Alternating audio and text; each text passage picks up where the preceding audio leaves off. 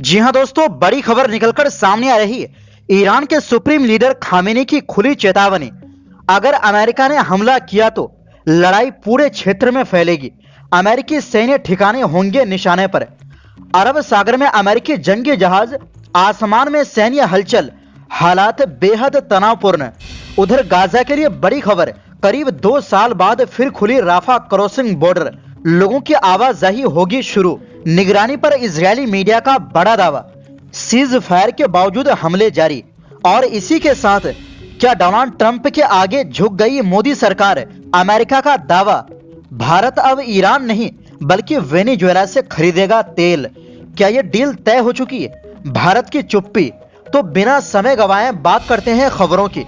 दोस्तों, ईरान के supreme leader Ayatollah Ali Khamenei ने चेतावनी दी है कि अमेरिका का उनके देश पर हमला पूरे पश्चिम एशिया में लड़ाई की वजह बनेगा। खामेनी की ओर से रविवार को यह कहा गया है। उन्होंने सीधे तौर पर कहा है कि ईरान पर हमले का असर पूरे क्षेत्र पर होगा। इसका मतलब साफ है कि जवाबी कार्रवाई में ईरान की ओर से अरब देशों में स्थित अमेरिकी बेस निशाना बनाए जाएंगे। खामेनी का बयान अमेरिकी राष्ट्रपति डोनाल्ड ट्रंप की ईरान पर हमले की धमकियों के बीच आया है। अमेरिका के जंगी जहाज बीते हफ्ते से ईरान के पड़ोस में अरब सागर में डेरा डाले हुए हैं। एपी के मुताबिक ईरान के सरकारी टेलीविजन ने आयतुल्लाह अली खामेनी का बयान जारी किया है। इसमें खामेनी ने कहा है, अमेरिकियों को यह पता होना चाहिए कि अगर वे युद्ध शुरू करते हैं तो इस बार यह एक क्षेत्रीय युद्ध होगा। हम उकसाने वाले लोग नहीं हैं, ना ही हम किसी देश पर हमले की कोशिश कर रहे हैं, लेकिन हम डरते भी नहीं हैं। ईरान किसी भी ऐसे देश को करारा जवाब देगा जो उस पर हमला करेगा।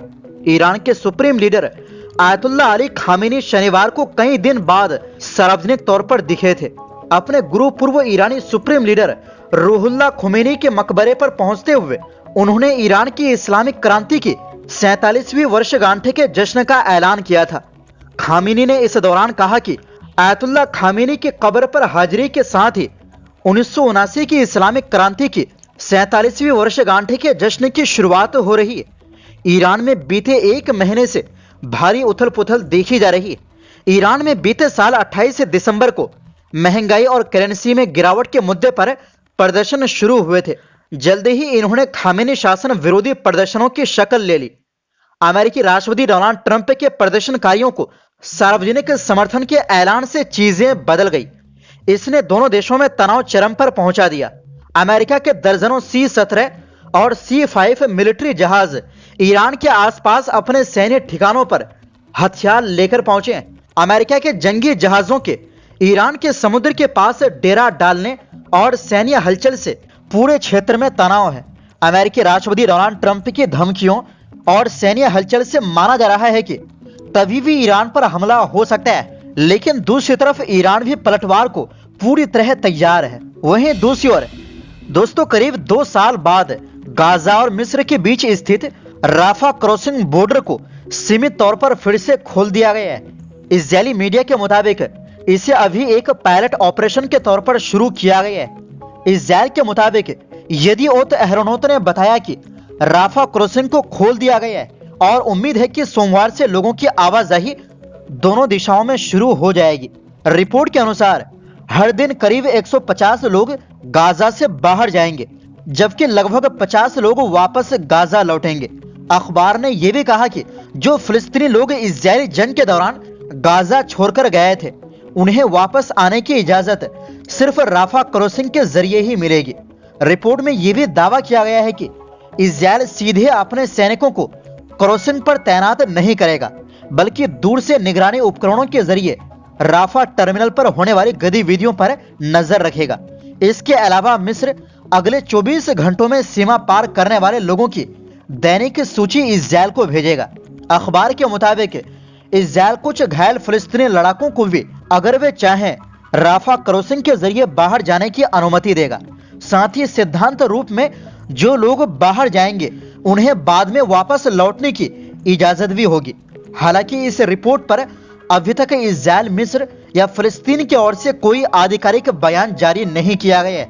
दरअसल राफा क्रॉसिंग गाजा के लिए मानवीय सहायता का एक बेहद अहम रास्ता माना जाता है।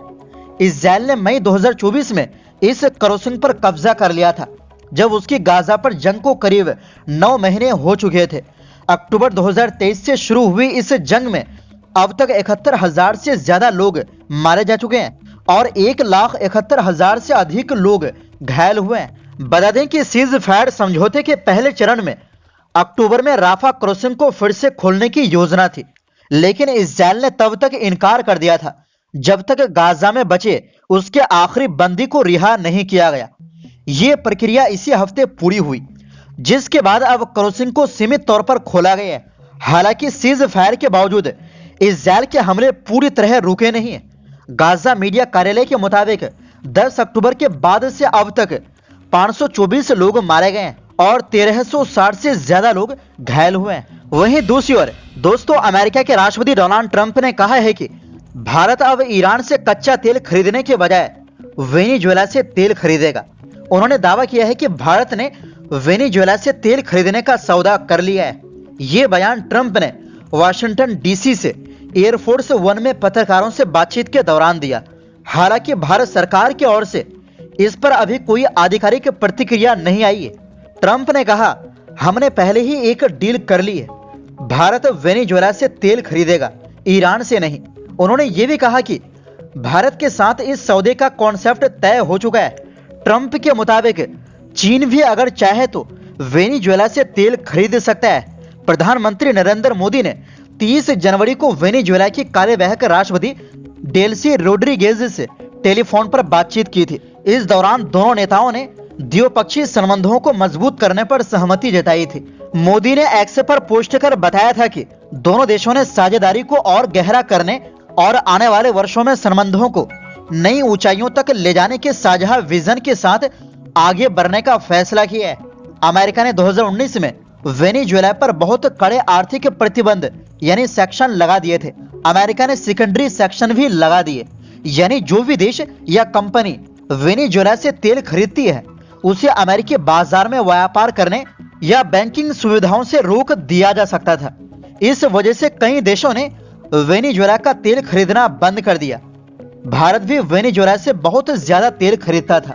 कई मीडिया रिपोर्ट्स में यह दावा किया गया है कि तब भारत अपने कुल तेल आयात का लगभग 6% वेनेजुएला से लेता था। बता दें कि Venezuela petroleum exporting countries OPEC का सदस्य है।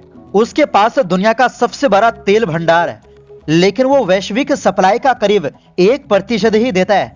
अमेरिका ने कुछ समय के लिए 2023 से 2024 में वेनेजुएला पर आंशिक रूप से सेक्शन ढीले किए, जिससे भारत ने फिर से वेनेजुएला से तेल खरीदा। 2024 में भारत का आयात औसतन 63,000 से 1 लाख बैरल प्रतिदिन तक पहुंच गया। इसके बाद 2025 में वेनेजुएला से भारत का तेल आयात बढ़कर करीब 1.41 अरब डॉलर तक पहुंच गया। लेकिन मई 2025 में अमेरिका ने एक बार फिर से वेनेजुएला के तेल पर सख्ती बढ़ा दी। इसके बाद 2026 की शुरुआत में वेनेजुएला से भारत का क्रूड आयात सिर्फ 0.3% रह गया। वैसे ईरान को छोड़कर वेनेजुएला से भारत का समझौता और इसका ऐलान खुद डोनाल्ड ट्रंप का करना, आप इसे किस नजर से देखते हैं? अपनी राय कमेंट बॉक्स में जरूर लिखें। तो फिलहाल के लिए इस रिपोर्ट में बस इतना ही।